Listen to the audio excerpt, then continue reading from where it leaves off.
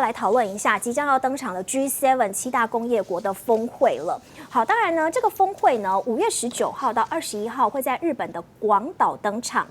不过，在这个登场前夕哦，其实各方各面的动作蛮多的。我们首先就来看到这个 G7 峰会剑指大陆，中方也不忍了，决定要先发制人。为什么说剑指大陆呢？好，主要是因为在这个财长会议上，美国的财长耶伦直接有说，中国你显然对澳洲跟立陶宛实施经济胁迫，好，包含美国在内的 G7 成员国对中国用经济胁迫的方式对待别国的做法感到关切，并且考虑要如何进行反制。好，根据美国知情的官员有透露 ，G7 峰会主要声明就会包括一个专门针对中国的部分，其中列出一系列的担忧，好，包括我们已经见证中华人民共和国的经济胁迫，还有其他的行为。路透社的报道也有说 ，G7 在日本谈判主题的重点有一个就是。为了减少本国供应链对于中国制造业的过度依赖，好，以求在经济安全上减少面对中国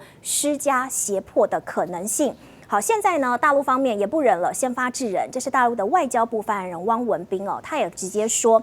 好 ，G7 将要求中国遵守国际规则。好，他话说得很强硬哦。他说，G7 你口中所说的国际规则，就是用意识形态还有价值观划线的西方规则。这个国际规则就是美国第一，好 G7 主导的国际规则，根本就是所谓的小圈子规则。他说呢，如果要说到在遵守国际规则方面，美国你就应该站在被告席上，而不是对别国指手画脚。好，另外他也有开酸哦，他说，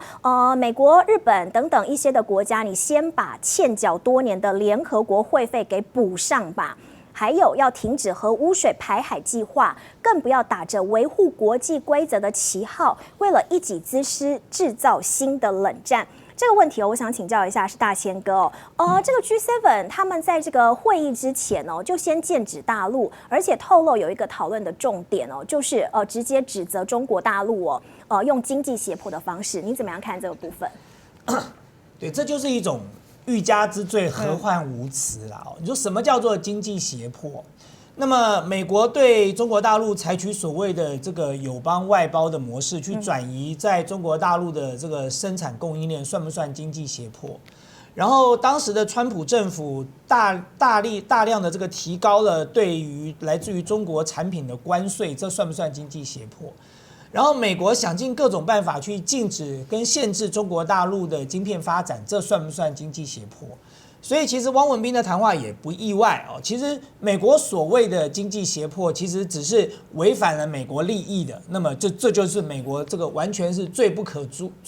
最不能容的一种状况了哦。所以事实上，美国只有一个标准，美国也只有一个价值，就是美国的利益优先。谁违背了美国的利益，谁违反了美国的这个价值，谁就是美国的公敌嘛。那么因此，他们现在用各式各样的方法来给这个中国大陆加诸罪名，其实只不过是为了他们接下来在 G7 要推出来的一个专门针对中国的部分的声明哦。只是我很好奇的是，大家知道 G7 哦，第一，它现在在全球的这个经贸的影响的比重已经大幅降低了哦。就是说大家不要听到 G7、G8 就以为说哇哦，这好大的一个组织，它是不是代表了全世界所有的先进国家跟这个大型的市场？错了，他们现在所占的这个比重已经降低到很低了。你今天如果是光中国大陆、俄罗斯加上东协，再加上波斯湾的国家、中东的国家，也许加起来他们的这个经济比重远超过于 G7， 所以你只能够说 G7 就是一个没落的、还自以为是的贵族了。就自己仍然以为自己在全世界可以呼风唤雨，可是殊不知，其实自己在全世界的经济影响力已经大幅的降低了。那么第二个重点是什么呢？就 G7 里头的国家其实都是美国的铁杆兄弟那么只有2个国家，也许还有可能走出属于欧洲自主的这个道路的，就是德国跟法国嘛。所以我很好奇的是，到底德国跟法国要不要跟其他的几个国家一起走？要不要跟美国、加拿大、日本这些国家一起走？因为如果你真的要建立一个专门针对中国的部分的这个声明的话，马上直接受到冲击跟影响的法国跟德国是这个难以豁免的尤其是德国。德国在中国大陆有多少大型企业的投资？德国的汽车是这个以中国大陆认为是它最重大的市场、最重要的市场之一耶。所以，如果今天他们要对中国大陆采取类似这样的一种经济打击，事实上，说实话，对中国大陆的影响有限反而对德国、对法国这些原本在中国大陆占了很大的市场份额，他们的这个企业跟产品也大量的依赖中国大陆市场的这些国家，他们要不要经得起这样的损失他们要不要经得起这样的冲击？所以其实我会觉得 G7 那就提出来看看吧，看看你们到底能够提出一个什么样的专门针对中国部分的这个声明然后看看德国跟法国要不要一起买单嘛？对中国大陆市场来说，德国跟法国要买单就 go ahead， 因为事实上中国大陆的汽车业早就磨刀霍霍，准备要把德国的汽车产业推出中国市场了。那么你现在再加入 G7， 跟他们一起绑上这个战车，你就让你德国所有的汽车产业在中国大陆是没有出路的。所以这对德国来说，他要不要经得起这样的冲击？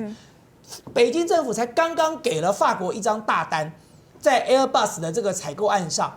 那么法国要不要冒这样的风险，跟北京政府来翻脸摊牌？这对法国跟德国来说，这是切身之痛的问题这不是随便喊几句口号就算了，这是直接影响到这个国家的经济利益跟这个贸易行为的。所以其实我也很好奇，不晓得 G7 到底能够提出什么样的一个声明，但是我认为这对北京来说一点影响力都没有。好，在进广告之前还有一点时间，我再追问一下大千哥。现在我有看一个媒体的评论，他说拜登现在因为美债的问题都自己忙得焦头烂额了，因此现在 G7 的峰会只能用线上来参加所以换句话说，有人觉得，你日本根本就是白忙了。当然因为其实你知道吗，玉姐，对美债来讲虽然美债应该可以安然度过，因为这是共和党跟民主党每几年就要上演一次的戏码了，大家彼此拉锯一下但是最终还是会过。但是重点是，它每一次发生这样的危机，这个债务往上调高的这个过程所发生的危机，它就每一次的削弱了美债跟美元的公信力了。这是一个 credit 的问题，这是一个信用的问题就当美国不断的上演这种戏码的时候，其实你说 G7 也好，你说美国的这些盟国也好，他们自己心中也要有一把算盘，要重新打一下。美国的国力是不是在衰退？美国是不是还能像当年这样一手遮天，这个称霸武林？如果美国做不到这一点，美元也不行了，美债也不行了，大家纷纷都还要拼命卖美债、减持美债了，就已经不看好美国了。那在这个情况之下，他们还要跟美国走到什么样的一个地步？这条路是要一路走到黑吗？美中争霸到底干他们什么事啊？当然有一些国家跟美国是死命的要绑在一起，你说日本、加拿大无话可说，英国这是美国最传统的这个重要的盟邦也是最核心的盟邦。可是其他的国家呢？所以我很好奇的就是想看一看，说德国跟法国什么时候要开始走自己的路？欧盟什么时候要走自己的路？如果美国的经济实力在衰退，美国的货币影响力在衰退，美国的这个地缘政治的影响力也在衰退的时候，那么到底美国还能够像过去这样的呼风唤雨、独霸武林吗？